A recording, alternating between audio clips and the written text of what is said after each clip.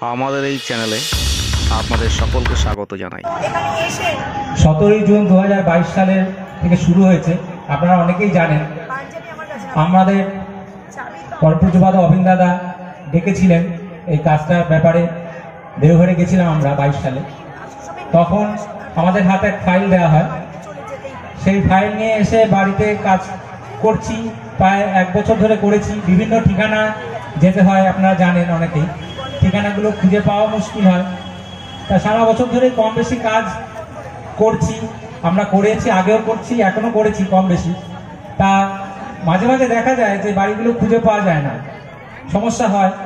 তো সেরকমই গত বছর মে মাসে প্রচণ্ড গরমের দিন, আমি আর আমার সাথে আরেক ভাই আছেন, গুরু ভাই, অনুজ ভাই, আমি ডিপি ওয়ার্কের কাজে বেরিয়েছি।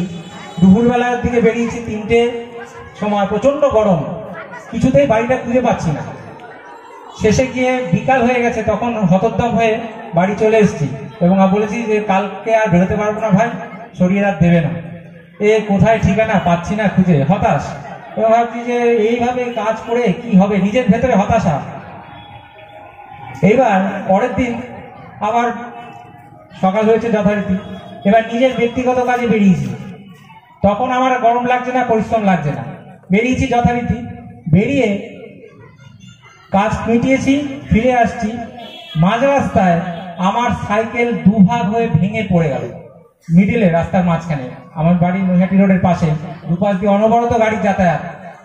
ঠিক ওই সময় যদি একটা গাড়ি এদিক থেকে, যে কোনো একদিক থেকে আসতো, আমি সঙ্গে সঙ্গে রান ওভার, ওখানেই মারা যেতাম। এবং পড়ে গিয়ে আমার বুকে প্রচন্ড চোট লাগে। হ্যান্ডেলটার সামনে আমার হাতটা পড়ে, তার উপর আমার বুকটা পড়ে, আর মুখটাও সাইডে পড়ে। মুখটা যদি সরাসরি পড়তো, মুখ ফেটে যেত। ওই অবস্থা, আমি উঠতে পারছি না, এত বুকে যন্ত্রণা। আমাকে মানুষজন ধারে সাইডে সরিয়ে নিয়ে আসলো, প্রায় 5 মিনিট টাইম। এর মধ্যে একটা গাড়িও আসলো না। এবার আমি উঠে তো ভাবছি আমার বুকের পাঁজর বোধহয় ভেঙেই গেছে। যাই হোক, হসপিটালে গেছি। হসপিটালে গিয়ে এক্সরে করেছি। এক্সরে করে ডাক্তার বলছে না, আপনার ভাঙেনি কিছু, কিন্তু আপনাকে 3 দিন কিন্তু রেস্ট নিতে হবে, কারণ চোট আছে। এই চোটটা তখনই কমবে যদি রেস্ট নেন। যাই হোক, বাড়ি আসছি। বিকালবেলা আবার আমার বন্ধু যার সাথে করি, অনুজ ভাই বলছে যে বিরাট বেরোবি, বাড়িটা তো পাওয়া যায়নি। আমি ভাবছি যে বেরোবো এই অবস্থা, আবার ভাবছি যে ফেই খুঁজে যাবো, এদিকে ডাক্তার বলছে রেস্ট নিতে। তারপর হঠাৎ করে ভাবছি যে বাঁচলাম তো, যাই বেরোই, ঠাকুরের দয়াতে বাঁচলাম, বেরোলাম। বাড়িটা খুঁজেও পেলাম। রাত্রে যখন বাড়ি ফিরছি, 90% ব্যথা গায়েব, ব্যথা নেই প্রায় বলতে গেলে। পরমপিতার দয়া এখানেই। তার কাজ করতে গেলাম, ভাবলাম তার কাজ করছি খুব, কিন্তু এই যে নিজের কাজ করছি, নিজে বাঁচার জন্য করছি, সেটা হাড়ে হাড়ে তিনি বুঝিয়ে দিলেন যে তার কাজ করলে তিনি এইভাবে রক্ষা করেন। আমার ওই বড় অ্যাক্সিডেন্টটা ছিল, হয়তো আরো বড় কিছু হতে পারতো, সেখান থেকে রক্ষা পেলাম তার দয়ায়। আচার্যদেব দীপু সৎসঙ্গ বিহারে আসাম পরিক্রমায় গেছিলেন, সেখানে তিনি বলছিলেন একটা কথা। আমার এই ঘটনার সাথে মিলে গেল যার কথাটা, তাই জন্য আপনাদের সাথে ভাগ করে নিচ্ছি। তিনি বললেন যে আমরা ইষ্টভীতি করি, আমরা সৎসঙ্গে যাই, আমরা উৎসব করি, মঞ্চে দাঁড়িয়ে বক্তৃতা দিই, কীর্তন করি লাফিয়ে লাফিয়ে, মাতৃ সম্মেলনও করি, ভাবি খুব ঠাকুরের কাজ হচ্ছে, আমি খুব ঠাকুরের পথে আছি। কিন্তু শুনে রাখুন, এগুলো কোনোটাই ঠাকুরের কাজ নয়। ঠাকুরের কাজ হচ্ছে তখনই সম্ভব যখন আপনি মানুষের বাড়ি গিয়ে বলতে পারবেন, আমাকে দেখে ভাবুন আমার ঠাকুর কেমন। সেদিন যদি এই কথাটা বলতে পারেন, তবে বুঝতে পারবেন যে কিছু ঠাকুরের কাজ হচ্ছে। আর তা না হলে আপনি নিজের কাজই করছেন, নিজে বাঁচার জন্য করছেন।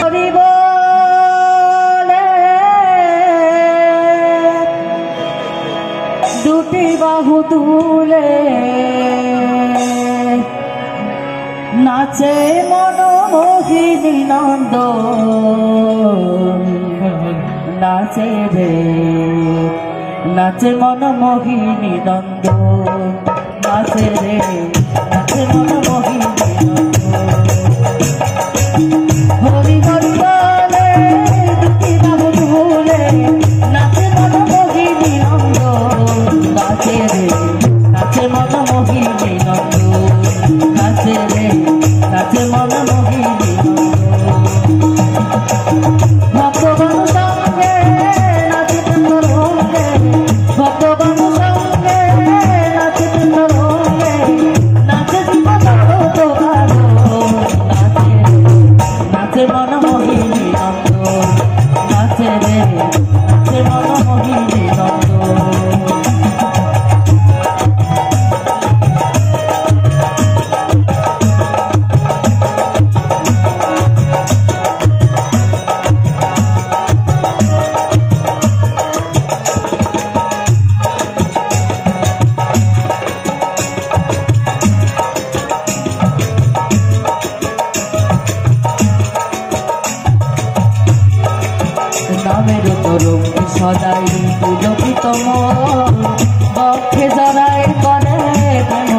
গান নামের তরঙ্গে সদাই পুলকিত মন বক্ষে জড়ায় করে প্রেম গান পশু পাখি তরুলতা আবেগে নোয়ে মাথা পশু পাখি তরুলতা আবেগে নোয়ে মাথা বন্দন করে শ্রীচরণ নাচে মন মোহিনী নন্দন নাচে নাচে মন মোহিনী নন্দন হরি হরি বলে দুটি বাবু তুলে নাচে মন মোহিনী নন্দন নাচে মন মোহিনী নন্দন নাচে নাচে মন মোহিনী নন্দন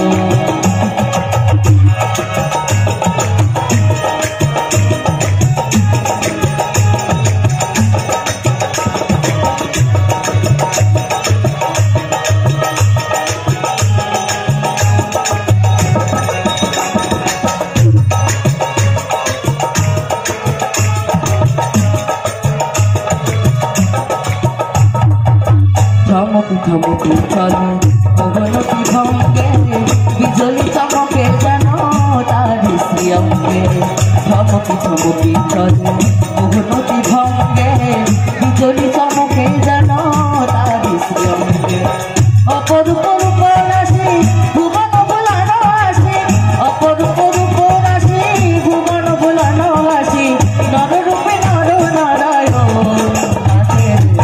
নাচে মন মোহিনী নন্দন নাচে নাচে মন মোহিনী নন্দন হরি হরি বলে দুটি বাবু তুলে নাচে মন মোহিনী নন্দন নাচে নাচে মন মোহিনী নন্দন নাচে নাচে মন মোহিনী নন্দন ভগবান সঙ্গে নাচে তোমার রঙ্গে ভগবান সঙ্গে নাচে তোমার রঙ্গে নাচে জীব জগৎ কারণ নাচে মন মোহিনী নন্দন নাচে নাচে মন মোহিনী নন্দন নাচে নাচে মন মোহিনী নন্দন নাচে নাচে মন মোহিনী নন্দন। ঠাকুরের কাজ করতে গিয়ে আমি আর রিতেন্দ্র অশোকনগরে ডিপিআর কাজ করবার চেষ্টা করি। আমার জীবনের কিছু ঘটনা আপনাদের কাছে শেয়ার করতে যাচ্ছি।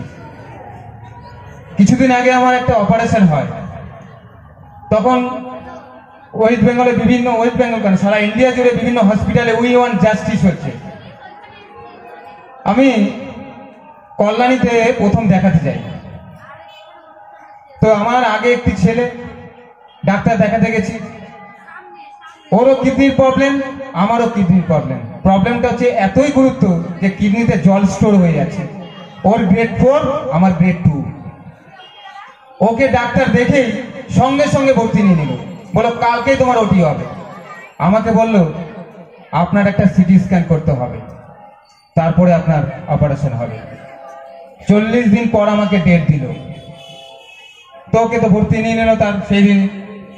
আমি 40 দিন পর যখন সিটি স্ক্যান করতে গেলাম সেই হসপিটালে, তখন আমাকে 2 ঘন্টার জন্য ভর্তি রাখলো। কোথায় ভর্তি হলাম? ওই ছেলেটি যে ভর্তি হয়েছে অপারেশন হয়ে গেছে তার পাশের বেডেই। তো আমি দেখলাম আরে সেই দিনের ছেলেটা, নাম হচ্ছে উজ্জ্বল। আমি বললাম উজ্জ্বল কি খবর, কেমন আছো? বলো দাদা আমি ভালো নেই। বললাম কি হয়েছে?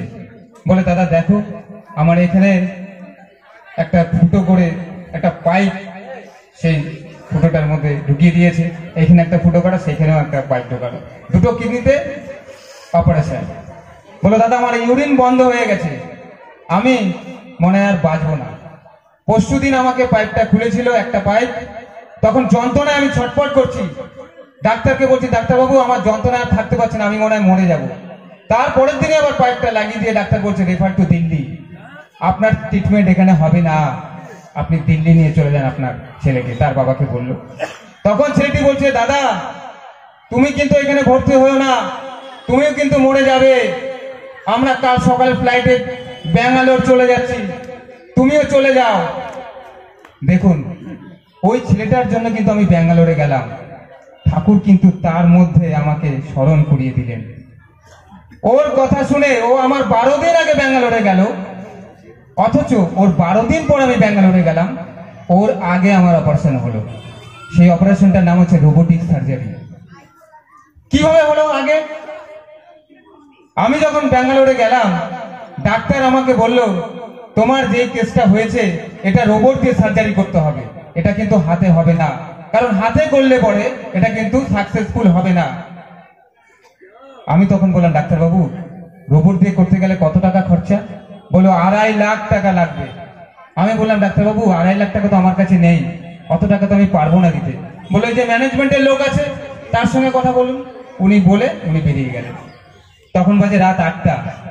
তো ম্যানেজমেন্টের ম্যাডাম বলে, দেখুন আপনিও বাঙালি আমিও বাঙালি, আমার বাড়ি দুর্গাপুর, দেখছি আপনার জন্য কি করতে পারি। আপনি কাল সকালবেলা তাড়াতাড়ি করে হসপিটালে চলে আসবেন। আমি পরের দিন সকালবেলা হসপিটালে চলে গেলাম। চলে যাওয়ার পরে ম্যানেজমেন্টের লোক যখন আসলো, ম্যাডাম আসলো, এসে বলছে, দেখুন কালকে যখন রাত্রিবেলা আপনাকে ডাক্তার বললো 2.5 লাখ টাকা, এই প্যাকেজটা তো 4 লাখ টাকার প্যাকেজ। কি করে ডাক্তার আপনাকে 2.5 লাখ টাকা বললো? আপনাকে নিয়ে তো হইচই পড়ে গেছে হসপিটালে। কি আশ্চর্য ব্যাপার! যেই অপারেশনটা করলে 2.5 লাখ টাকা লাগে, 4 লাখ টাকা লাগে, সেই অপারেশনটা ডাক্তার মুখ থেকে বলে দিয়েছে 2.5 লাখ টাকা। বলেন আপনারা, আপনাদের কাছে আমি প্রশ্ন রাখলাম, সেই অপারেশনটা আমার হলো 2,16,000 টাকায়, কিন্তু ওই ছেলেটার অপারেশন হলো 3,80,000 টাকায়। কল্যাণীতেও 80,000 টাকা খরচা করেছে, আবার ব্যাঙ্গালোরেও 3,80,000 টাকা খরচা করেছে। কার দয়ায়?